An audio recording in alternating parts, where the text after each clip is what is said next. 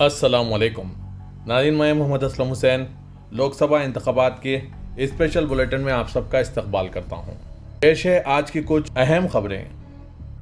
वज़ीर-ए-आज़म नरेंद्र मोदी ने आज हफ्ते को कांग्रेस लीडर मनीशंकर अय्यर पर इनके पाकिस्तान के पास आइटम बम वाले तबसरे पर सख्त तनकीद करते हुए कहा कि पार्टी लोगों को खौफजदा करने के तरीके तलाश करने का इल्ज़ाम लगाया। मोदी ने मजीद कहा कि ये मेरे प्यारे लोग देश के मन को भी मार रहे हैं। 15 अप्रैल को चिलपिल अय्यर के साथ एक इंटरव्यू में मनीशंकर अय्यर ने कहा कि पाकिस्तान एक काबिल एहतराम मुल्क है जिसके पास आइटम बम भी है, इसलिए भारत को इनके साथ बातचीत करनी चाहिए। ओडिशा के खंडमाल में एक जलसेआम से खिताब करते हुए वज़ीर-ए-आज़म नरेंद्र मोदी ने पाकिस्तान की मईशत पर तंज किया और कहा कि जबकि मुल्क के पास आइटम बम थे वो इन्हें बेचने के लिए किसी की तलाश में था, लेकिन इसके ख़राब मियार की वजह से ऐसा करने से कासिर था। बार बार कांग्रेस अपने ही मुल्क को डराने की कोशिश करती है। वो कहते हैं संभल के चलो, पाकिस्तान के पास आइटम बम है। मेरे प्यारे लोग देश के आदमी को भी मार रहे हैं। वो पाकिस्तान के बम की बात करते हैं, लेकिन पाकिस्तान की हालत ऐसी है कि वो इन्हें जानते कि इन्हें कैसा रखना है और वो अपने बम बेचने के लिए खरीदार की तलाश में है, लेकिन कोई भी इन्हें खरीदना नहीं चाहता क्योंकि लोग मियार के बारे में जानते हैं। मोदी ने पाकिस्तान की मईशत पर भी तंज करते हुए कहा कि जबकि मुल्क के पास आइटम बम थे वो इन्हें बेचने के लिए किसी की तलाश में था, लेकिन इनके नाकिस मियार की वजह से ऐसा करने से कासिर है। मोदी ने मजीद कहा कि जम्मू कश्मीर के लोगों ने कांग्रेस की वजह से 60 साल तक दहशतगर्दी का सामना किया।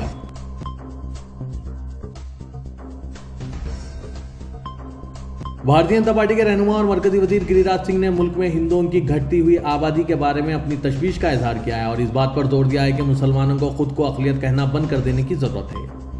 कम्युनिस्टों की अपनी ताकत नहीं है, सिर्फ मुसलमान ही इनकी ताकत है। क्या पाकिस्तान के इशारे पर मुल्क चलेगा? उन्होंने सवाल किया। हिंदुओं की आबादी कम होनी है और यह तशवीशनाक बात है। गिरिराज सिंह ने कहा कि मुल्क में जमहूरियत तब तक महफूज रहेगी जब सनातन की पैरवी करने वालों की तादाद अक्सरियत में रहेगी। मुसलमानों को अपने आप को अक़लियत कहना बंद कर देने की जरूरत है।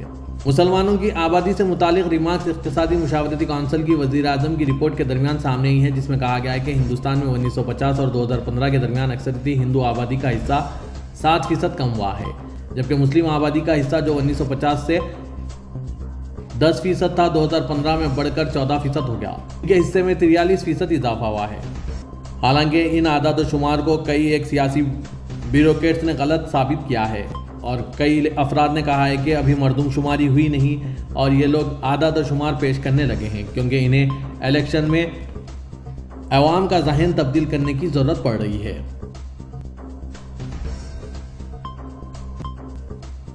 दिल्ली शराब पॉलिसी से मुतालिक मनी लॉन्ड्रिंग केस में 10 मई को सुप्रीम कोर्ट से अबूरी जमानत मिलने के बाद अरविंद केजरीवाल आज हफ्ते को कनॉट प्लेस के हनुमान मंदिर पहुंचे। इस दौरान उन्होंने हनुमान जी के सामने सर झुकाकर पूजा की। फिर यहां से निकलने के बाद वो करीबी शनि मंदिर और नागरा मंदिर भी पहुंचे। इसके बाद केजरीवाल आम आदमी पार्टी के हेडक्वार्टर पहुंचे। केजरीवाल के इस्तकबाल के लिए पार्टी हेडक्वार्टर में ज़बरदस्त तैयारियां की गई थी। केजरीवाल ने कहा कि वज़ीर-ए-आज़म ने बहुत खतरनाक मिशन चलाया है। इस मिशन का नाम वन नेशन वन लीडर है। इसके तहत वो मुल्क के तमाम लीडरों को ख़त्म करना चाहते हैं। वो इसे 2 सतहों पर चला रहे हैं। केजरीवाल ने मोदी पर इल्ज़ाम लगाते हुए कहा कि वो तमाम अपोजिशन लीडरों को जेल भेज देंगे और वो तमाम बीजेपी लीडरों को थकाने लगेंगे और इनकी सियासत का खात्मा कर देंगे। अपोजिशन लीडर मनीष सिसोदिया, संजय सिंह, सुतेंद्र जैन, केजरीवाल को जेल भेज दिया गया। हेमंत सोरेन को जेल भेज दिया गया। ममता दीदी के कई उजरा को जेल भेज दिया गया। स्टालिन के उजरा को जेल भेज दिया गया। अब केरला सीएम के भी आगे आया जा रहा है। अगर वो इलेक्शन जीत जाते हैं तो मुझे हलफनामे पर लिखवाने के लिए कहो। कुछ दिनों के बाद ममता दीदी, तेजस्वी यादव, स्टालिन, पिनराई विजयन, उद्धव ठाकरे जेल के अंदर होंगे। उन्होंने बीजेपी के एक लीडर को भी नहीं छोड़ा। एडवाणी, मुरली मनोहर जोशी, सुमित्रा महाजन की सियासत का खात्मा कर दिया। मध्य प्रदेश के इलेक्शन जीतकर इन्हें देने वाले शिवराज सिंह चौहान ने अपनी सियासत खत्म कर दी। वसुंधरा राजे, मनोहर लाल खट्टर, रमन सिंह की सियासत भी खत्म हो गई।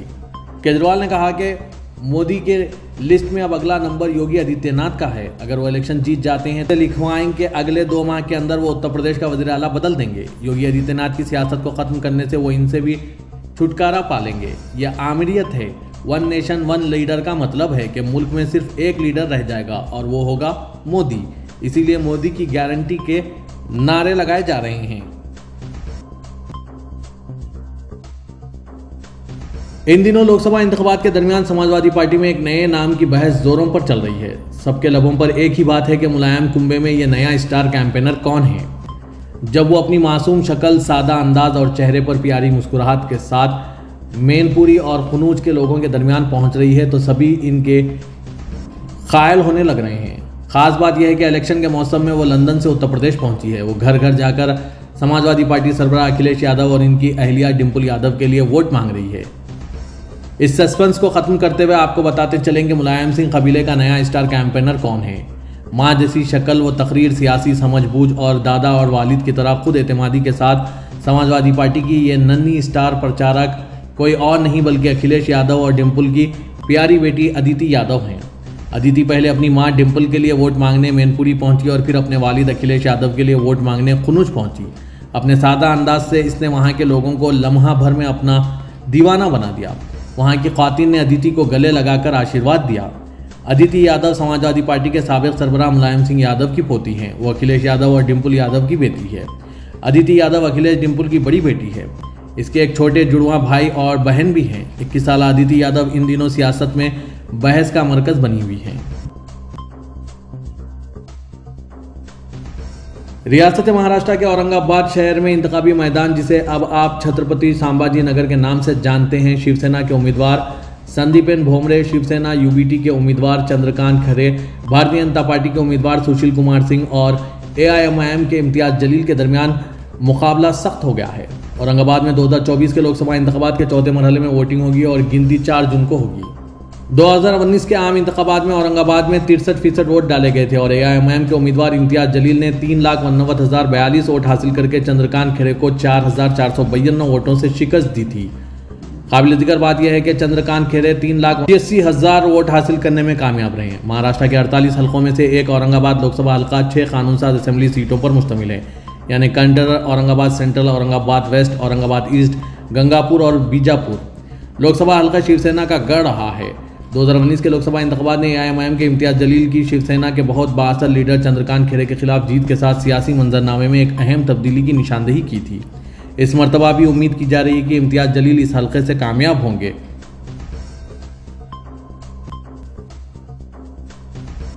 उत्तर प्रदेश के कानपुर देहात में एक अवामी रैली से खिताब करते हुए उत्तर प्रदेश के वज़ीर आला योगी आदित्यनाथ ने अयोध्या में राम मंदिर को लेकर समाजवादी पार्टी पर शदीद हमला किया। योगी ने कहा, यह नया भारत न सिर्फ बोलता है बल्कि पूरा भी करता है। योगी ने कहा कि बीजेपी ने कहा था कि रामलल्ला हम आएंगे, मंदिर वहीं बनाएंगे, लेकिन समाजवादी पार्टी राम भक्तों पर गोलियां बरसाती रही। योगी ने यह बात कही। मजीद तनकीद करते हुए योगी आदित्यनाथ ने कहा कि समाजवादी पार्टी के दौरे हुकूमत में अयोध्या में दहशतगर्दाना हमले हुआ करते थे। राम भक्तों पर गोलियां चलाया और दहशतगर्दों के खिलाफ मुकदमात वापस लेना समाजवादी पार्टी का किरदार रहा है। भारतीय जनता पार्टी को वोट देने पर वोटरों की तारीफ करते हुए योगी ने कहा, आपने दिल्ली और लखनऊ दोनों में हुकूमतें बनाने में अपना हिस्सा डाला है। यही वजह है कि लॉर्ड राम अब अयोध्या के अजीमुशान मंदिर में बैठे हैं। ये एक बेमिसाल है। पिछले 5 सालों का ये वाक़या रहा है। अयोध्या में राम मंदिर पर बीजेपी की सताइश करते हुए योगी ने कहा कि 500 सालों में आखिरी बार लॉर्ड राम ने जन्मभूमि पर होली खेली और अपनी सालगिरह मनाई। इस मरतबा लोकसभा इंतखाबात 2024 में भारतीय जनता पार्टी ने अपने कई पुराने मेंबरान पार्लियामेंट को टिकट नहीं दिया। उत्तर प्रदेश के पीलीभीत के रुकने पार्लियामेंट वरुण गांधी भी इनमें से एक हैं। बीजेपी रुकने पार्लियामेंट मेनका गांधी ने कहा कि टिकट ना मिलने के बावजूद मां मेनका गांधी को अपने बेटे वरुण पर पूरा भरोसा है।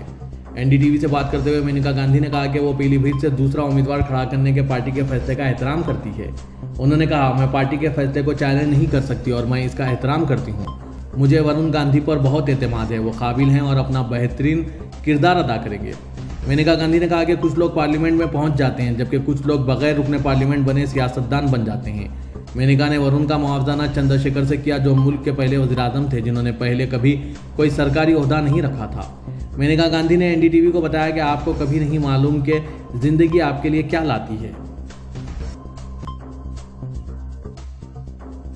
भारतीय जनता पार्टी के उम्मीदवार नवनीत राणा ने एक बार फिर एआईएमआईएम के सरबराह असदुद्दीन ओवैसी को निशाना बनाया। नवनीत राणा ने एक इंतखाबी रैली के दौरान कहा कि मैं असदुद्दीन ओवैसी को चैलेंज करती हूं कि जब मैं हैदराबाद आऊं तो मुझे रोक कर दिखाएं। नवनीत राणा ने मजीद कहा कि आज राम भक्त मुल्क भर में हर जगह घूम रहे हैं। आपको बताते चले कि नवनीत राणा का बयान ओवैसी के इस बयान के बाद सामने आया है जिसमें उन्होंने अपने छोटे भाई को तोप करार दिया था। वाजरे के पिछले कुछ दिनों से नवनीत राणा और असदुद्दीन ओवैसी के दरमियान गर्मा गर्म बहस चल रही है। कुछ दिन पहले एआईएमआईएम के सरबराह असदुद्दीन ओवैसी के भाई अकबरुद्दीन ओवैसी के एक बयान का हवाला देते हुए कि अगर पुलिस 15 मिनट के लिए पीछे हट गई तो हम आपको बता देंगे। बीजेपी लीडर नवनीत राणा ने इनके बयान पर जवाबी हमले में कहा था कि पुलिस को 15 सेकंड के लिए हटा दीजिए, फिर हम क्या करते हैं देखिए। बीजेपी लीडर नवनीत राणा ने हैदराबाद में एक इंतखाबी रैली से खिताब करते हुए इन रिमार्क्स किए थे, जिस पर असदुद्दीन अवैसी ने सख्त तनकीद करते हुए कहा था कि मेरा छोटा भाई तोप है, अगर मैं उसे छोड़ दूं तो तुम क्या करोगे, वो किसी के बाप की नहीं सुनेगा। रियासत तेलंगाना में इंतखाबी मुहिम आखिरी मरहले में दाखिल हो चुकी है। 13 मई को इंतखाबात होने वाले हैं। आज हफ्ते की शाम 5 बजे इंतखाबी तशहीर का वक्त खत्म हो चुका है। तमाम सियासी पार्टियां एड़ी चोटी का जोर लगाकर आज शाम तूफान थमे जैसा थम चुके हैं। 13 मई को तेलंगाना के 17 लोकसभा हलकों पर वोटिंग होगी। रियासती इलेक्शन कमीशन की जानिब से तमाम तैयारियां मुकम्मिल कर ली गई है। इस जुनूबी रियासत में इख्तिदार में आने के 5 माह बाद कांग्रेस को बीआरएस और बीजेपी के साथ सख्त चैलेंज का सामना है। दूसरी तरफ शहर हैदराबाद में भारतीय जनता पार्टी, कांग्रेस और बीआरएस का मुकाबला एआईएमआईएम के सदर असदुद्दीन अवैसी से है। रियासत तेलंगाना में इस मरतबा पार्लियामेंट इलेक्शन में सैरुखी मुकाबला देखने में आ रहा है। Congress party, BRS, BJP, AIMIM सभी ने एड़ी चोटी का जोर लगाया है। आज हफ्ते को तेलंगाना में लोकसभा इंतखाबात की तशहीर के आखिरी दिन कई एक सियासी जमातों के बड़े बड़े लीडरों ने इंतखाबी मुहिम चलाई। शाम 5 बजे इंतखाबी तशहीर खत्म हो चुकी है। भारत राष्ट्र समिति के वर्किंग सदर केटी रामाराव ने कहा है कि एआईएमआईएम के सरबराह असदुद्दीन अवैसी हैदराबाद लोकसभा सीट पर एक बार फिर जीत जाएंगे और बीजेपी उम्मीदवार माधवी लता को एक मज़ाहिया अदाकार करार दिया। ये एक पेशगी नतीजा है। ओवैसी बगैर किसी सवाल के जीत रहे हैं। केटीआर ने कहा कि आपको इसके बारे में भी सोचने की जरूरत नहीं है। माधवी लता अपना और खुद का एक मुकम्मल मजाक बना रही है। ये क्या बकवास है। लिहाजा मैं समझता हूं कि इंतखाब एक पहले से तयशुदा नतीजा है, खासतौर पर ऐसे कॉमेडियन के साथ जो बीजेपी से हिस्सा ली है। केटीआर ने चेन्नई के पोस्टकास्ट में यह तबसरा किया है। इस सवाल पर कि वो माधवी लता के खिलाफ इतनी सख्त जबान क्यों इस्तेमाल कर रहे हैं, केटीआर ने कहा क्योंकि वो एक मज़ाहिया अदाकार है। ज़मीन पर किसी से भी बात करें और आपको वही बात मालूम होगी। वो सिर्फ अपने आप को बेवकूफ़ बना रही है। हैदराबाद लोकसभा सीट से बीजेपी उम्मीदवार माधवी लता ने कहा कि जब वो 13 मई को लोकसभा इंतखाबात 2024 के चौथे मरहले के दौरान हल्के में वोट डालने के लिए बाहर आएंगे तो वो अपने वोटरों की हिफाजत का खास ख्याल रखेंगे। माधवी ने कहा, हम इतने कमज़ोर भी नहीं हैं। इस बार ना तो हमारे मुसलमान भाइयों और ना ही हमारे हिंदू भाइयों को नुकसान पहुँचाया जाएगा। अगर कुछ होता है तो हम खामोश नहीं बैठेंगे। हम अपने वोटरों की हिफाजत करेंगे और इस बात को यकीनी बनाएंगे कि वो पुरअमन तरीके से वोट डालें। माधवी लता से जब पूछा गया कि इंतखाबी मुहिम का आखिरी मरहला चल रहा है तो वो कितनी पुरएतमाद है, माधवी लता ने कहा, हम बड़े मार्जिन से जीतेंगे और तारीख रकम करेंगे। तेलंगाना बीजेपी के लीडर करीमनगर लोकसभा के उम्मीदवार बंडी संजय ने कहा कि मरकजी हुकूमत ने अवाम और बेरोजगारों के मसाइल के हल के लिए कई एक इकदाम किए हैं। उन्होंने करीमनगर में मुनक़िदा इंतखाबी मुहिम के दौरान खिताब करते हुए कहा कि वो मुश्किल हालात में किसानों के साथ खड़े हैं। बंडी संजय ने कहा कि मरकजी हुकूमत से फंड लाकर तरक्याती काम करवाए गए। उन्होंने कहा कि अगर करीमनगर की तरक्की को यकीनी बनाने के लिए बीजेपी की कामयाबी ज़रूरी है। उन्होंने इस यकीन का इजहार किया कि मोदी एक मरतबा फिर वज़ीर आज़म बनेंगे।